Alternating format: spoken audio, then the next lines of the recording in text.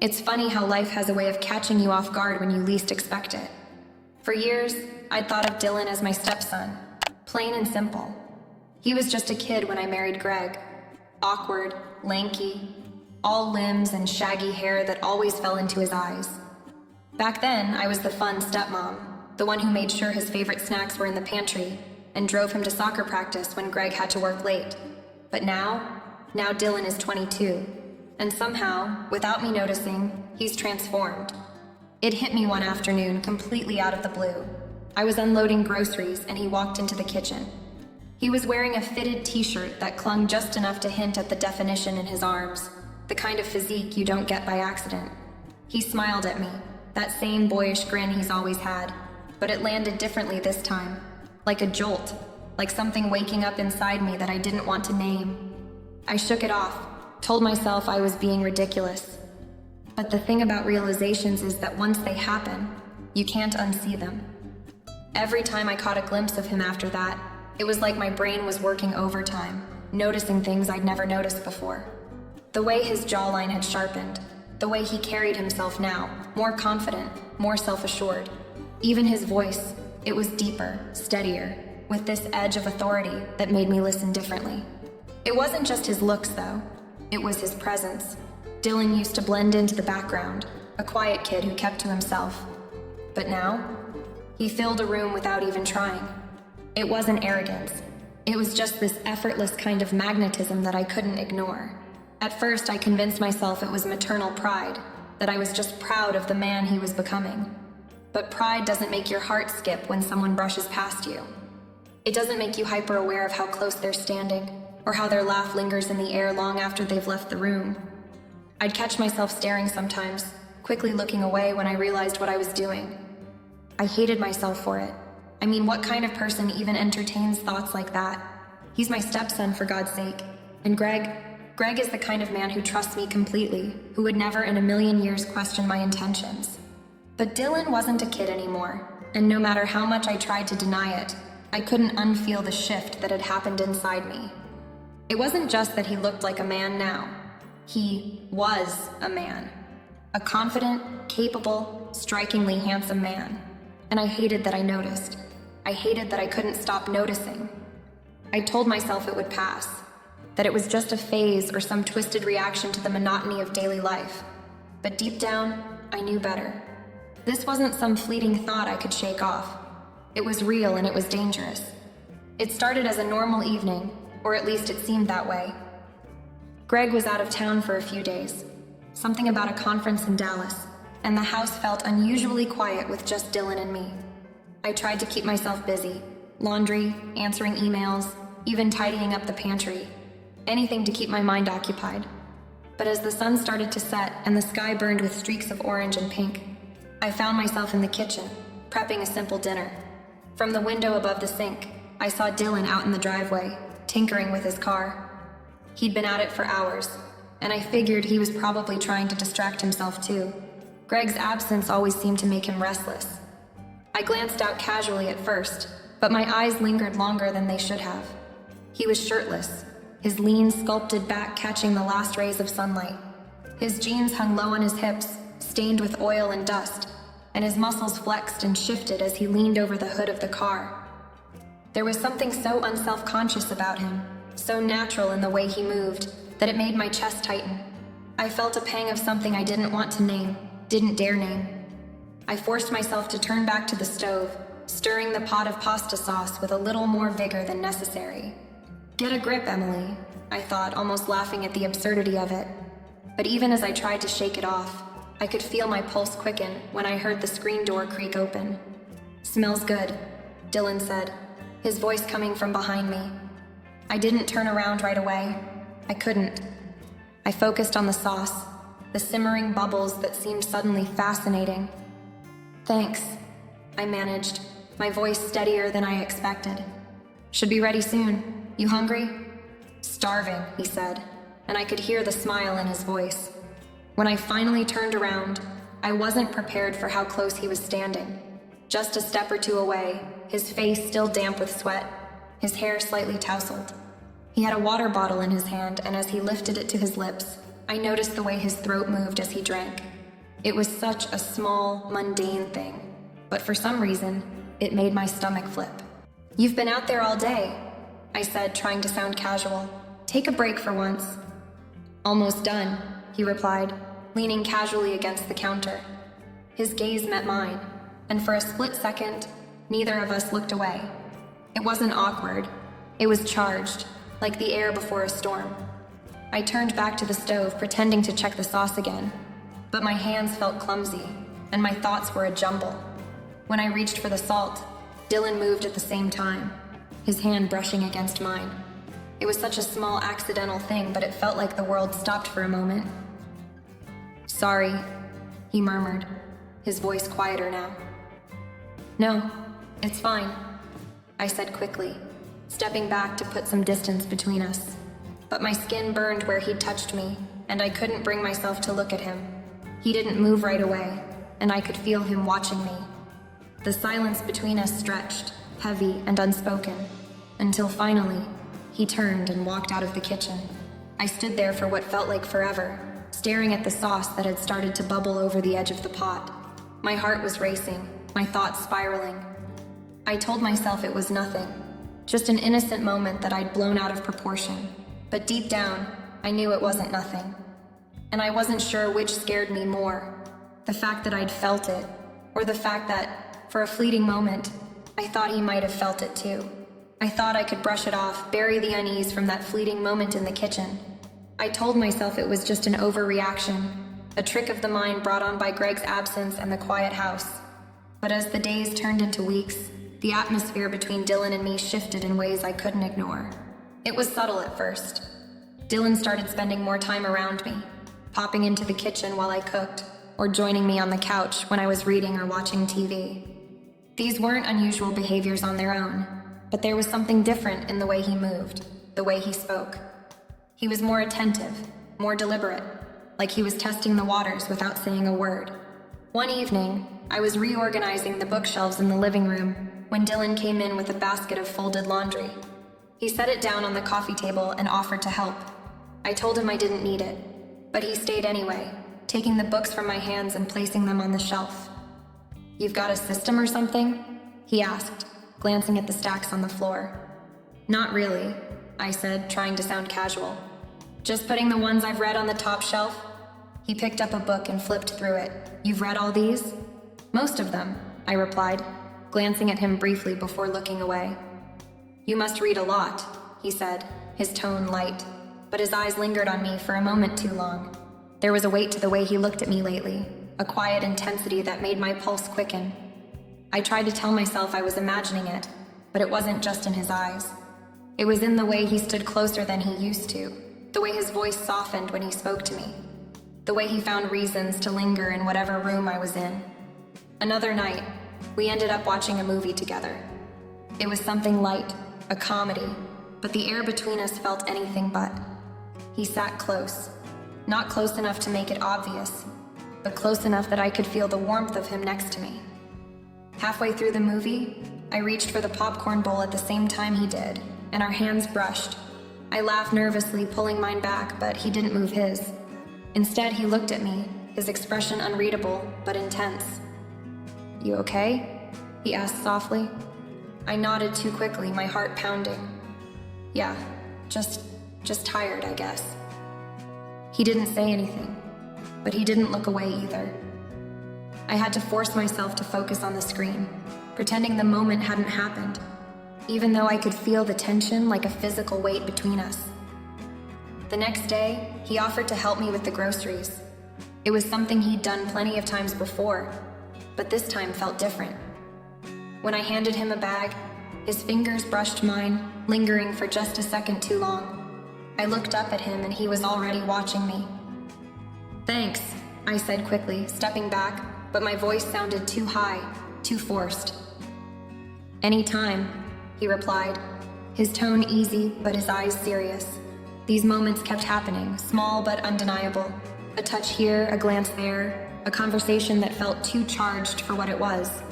I tried to tell myself I was imagining it, but deep down, I knew I wasn't. I wasn't the only one feeling the shift. Dylan wasn't just being friendly or helpful. He was seeking me out, creating opportunities to be near me, to talk to me, to connect with me in ways that felt too personal, too intentional. And the worst part was I wasn't pushing him away. If anything, I found myself leaning into it. Even though I knew I shouldn't, I told myself it was harmless, that we were just close because of Greg being away so much, but the truth was harder to face. I didn't want to admit how much I looked forward to those moments, how much they lingered in my mind long after they ended. The line between us, the unspoken boundary that had always been there, was starting to blur, and with every passing day, it felt more and more impossible to stop it. It was one of those nights when the rain didn't just fall. It poured. The sound of it on the roof was steady and rhythmic, a background that somehow made the house feel more isolated, more intimate. Greg was out of town again, and I had the house to myself, or so I thought. I'd settled onto the couch with a blanket and a glass of wine, the kind of small indulgence I allowed myself when it was just me. The movie I'd put on wasn't holding my attention. My thoughts were scattered, drifting to things I didn't want to think about. Memories of lingering touches, glances that lasted too long, the weight of Dylan's presence around me lately. I tried to shake it off, but it clung to me like the humid air outside. I didn't hear him come in at first. One minute I was staring blankly at the TV, and the next Dylan was standing in the doorway to the living room, his hair damp from the rain and his expression serious. "Hey," he said, his voice softer than usual.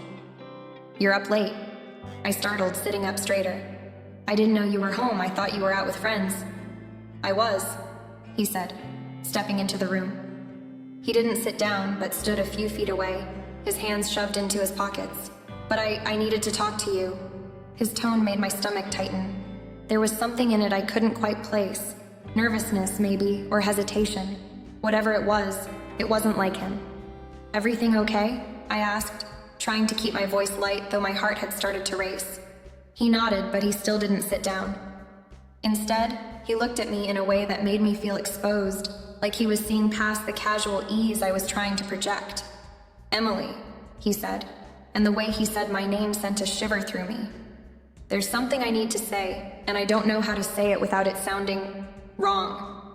I froze. The room felt too small, the air too thick.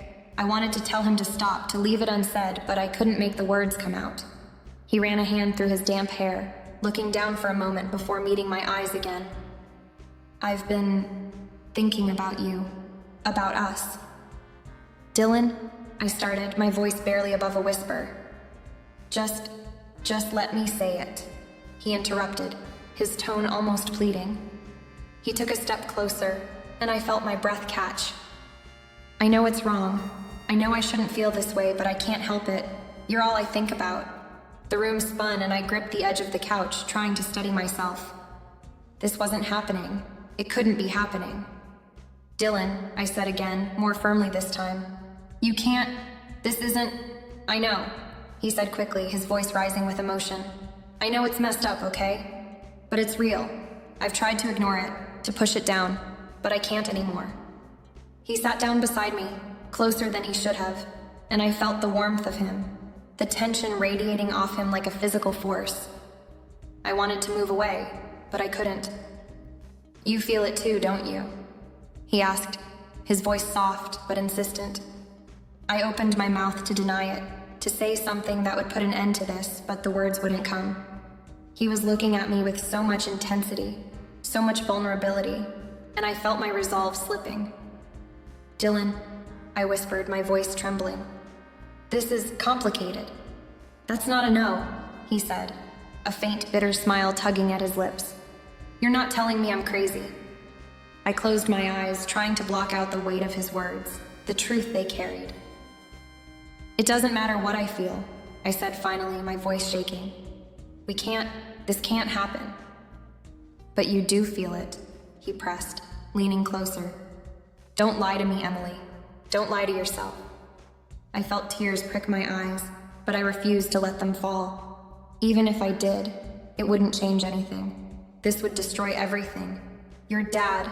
My dad doesn't need to know," he said quickly, his voice urgent. "This doesn't have to be." "Stop," I said, cutting him off. My voice was firm, but my hands were trembling. "Please, Dylan, just stop." He stared at me for a long moment, his jaw tight, his eyes shining with emotion.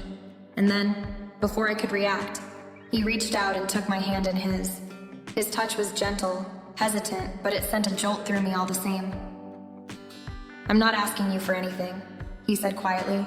I needed you to know. I couldn't keep it to myself anymore."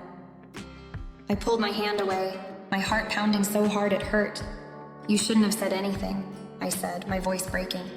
"You've made this so much harder." "I'm sorry," he said, and for the first time his voice wavered. But I couldn't pretend anymore. The storm outside raged on, the thunder echoing the turmoil inside me. I couldn't look at him, couldn't face the raw emotion in his eyes. All I knew was that nothing would ever be the same again. The following evening, the storm had passed, but the air between Dylan and me still crackled with tension. I thought we'd said everything that needed to be said during his confession, but the truth was that it hadn't brought clarity. It had only made things messier, more impossible to untangle. I told myself over and over that I needed to distance myself from him, that I needed to regain control. But as the hours dragged on, the weight of his words pressed on me. Greg had called earlier from his trip, his voice cheerful as he updated me about his meetings. The sound of it only deepened my guilt, but even as I reassured him that everything was fine, I couldn't stop my thoughts from drifting to Dylan, his presence, his confession, his touch. I stayed in the living room long after the call ended, the TV playing some mindless sitcom I wasn't watching. I'd hoped Dylan would stay in his room, that we could avoid each other for at least a night. But when I heard the creak of footsteps on the stairs, my pulse quickened. He entered the room with the same quiet determination he'd had the night before. He was barefoot, wearing an old t-shirt and sweatpants, and yet he still managed to fill the room with his presence. He didn't say anything at first, just walked over to the armchair across from me and sat down. "We can't keep doing this," I said finally, breaking the silence. My voice sounded stronger than I felt. "I know," he said simply, his eyes meeting mine, "but that doesn't make it go away." I looked away, focusing on the flickering light of the TV. "We can't act on this, Dylan, you know that." "You keep saying we," he said, leaning forward. "Like this is something we're in together." I swallowed hard, refusing to rise to his bait. "It's not about what we feel. It's about doing the right thing. For Greg, for our family." "I know what's at stake," he said, his tone softening. "But you're not the only one struggling with this. You're not the only one trying to figure out how to stop feeling something that won't go away." His words hit too close to home, and I felt my defenses crumbling. I wanted to argue, to tell him that he was wrong, but the truth sat heavy in my chest. "Dylan, please," I whispered. "We can't." But even as I said it, I could feel the space between us shrinking, the unspoken pull drawing us together. He stood and crossed the room, sitting beside me on the couch. The air felt impossibly thick, charged with something I couldn't name. "Tell me you don't feel it," he said quietly. "Look me in the eye and tell me you don't." I opened my mouth to deny it, to end this once and for all, but the words wouldn't come. He was so close, his presence overwhelming, and for a moment the world outside the room seemed to fade away. "Dylan," I started, but before I could finish, he reached out, his fingers brushing against my cheek. The touch was so light it was almost imperceptible, but it sent a shiver through me. "I'm not trying to hurt you," he said, his voice barely above a whisper. I can't keep pretending this isn't real." And then, before I could stop him, or myself, he kissed me. It was tentative at first, as though he was waiting for me to pull away to stop him. But I didn't. Instead, I felt myself leaning into him, my hands gripping his shoulders as though I needed to anchor myself. The kiss deepened, and for one fleeting moment everything else fell away. The guilt, the fear, the consequences. But then reality crashed back in. I pulled away abruptly, my breathing ragged, and pushed him back. "No," I said, shaking my head. "This can't happen." "Emily," he started, but I cut him off, standing up and putting as much distance between us as I could. "No," I said again, my voice firmer this time. "This was a mistake. We can't do this. He stood as well, his expression torn between frustration and something softer, something that looked too much like hope. It didn't feel like a mistake, he said quietly. It doesn't matter how it felt, I snapped, my voice trembling. What matters is what it means, and it means we've crossed a line we can't uncross. The room felt suffocating, the weight of what had just happened pressing down on me like a physical force. I turned away, not trusting myself to look at him. Please, I said, my voice breaking. Don't make this harder than it already is. For a moment, he didn't say anything, and then finally, I heard him exhale. I'm sorry, he said softly. I didn't mean to. Just go, I said, cutting him off. I didn't turn around until I heard his footsteps retreating up the stairs. When I finally did, the room felt impossibly empty, but the weight of what we'd done lingered, a shadow that wouldn't go away. The days following that night felt like walking through a haze. Every corner of the house seemed to hold a memory of Dylan, his laugh echoing in the kitchen, his presence on the couch, the weight of his gaze during conversations that felt too long and too loaded. I avoided him as best I could, retreating into myself, focusing on chores and errands, anything to keep my mind busy. But no amount of distraction could erase the lingering tension. Greg had returned home from his trip by then, his usual buoyant self, oblivious to the turmoil simmering beneath the surface. His laughter over dinner, his casual touches, his trusting eyes, it all drove home the depth of my betrayal. And yet, every time Dylan and I crossed paths, even in the presence of Greg, the unspoken connection between us still hung in the air. I knew something had to change. This couldn't continue. Not like this. It was late in the evening when I found Dylan in the backyard, sitting on the steps of the deck, staring out at the dark expanse of the lawn. The air was crisp, the kind of chill that settled into your skin and made you feel alive. I pulled my cardigan tighter around me as I stepped outside, my resolve firm but my heart hammering. Dylan, I said softly. He turned his head, his face illuminated by the faint glow of the porch light. There was something in his expression, hope, fear, maybe even a hint of defiance. I was wondering when you'd come find me, he said, his voice low. I sat down beside him, keeping a deliberate space between us. We need to talk. He gave a small, humorless laugh. I figured. For a moment, neither of us spoke. The sounds of the night, crickets, the occasional rustle of leaves, filled the silence. I stared at my hands, trying to find the right words, knowing there was no easy way to say what needed to be said. What happened between us? I started, my voice barely audible. It can't happen again. I know what you're going to say, he said, cutting me off. That it was wrong, that it's impossible. But that doesn't change how I feel, and I don't think it changes how you feel either. Dylan, it doesn't matter how we feel, I said, turning to look at him. What matters is what's right, what's good for this family. He shook his head, frustration flickering across his face. You keep talking about family, but what about us? What about what we want? Or are we supposed to just bury it and pretend it never happened? Yes, I said firmly, though the word felt like a knife in my chest. Because some things are more important than what we want. Greg loves you, Dylan. He trusts you. And he trusts me. If he ever found out. I couldn't finish the thought. The mere idea of it was unbearable. You think I don't know that? He said, his voice rising slightly. You think I don't lie awake at night thinking about what it would do to him? To us? He ran a hand through his hair, exhaling sharply. But I can't just turn it off, Emily.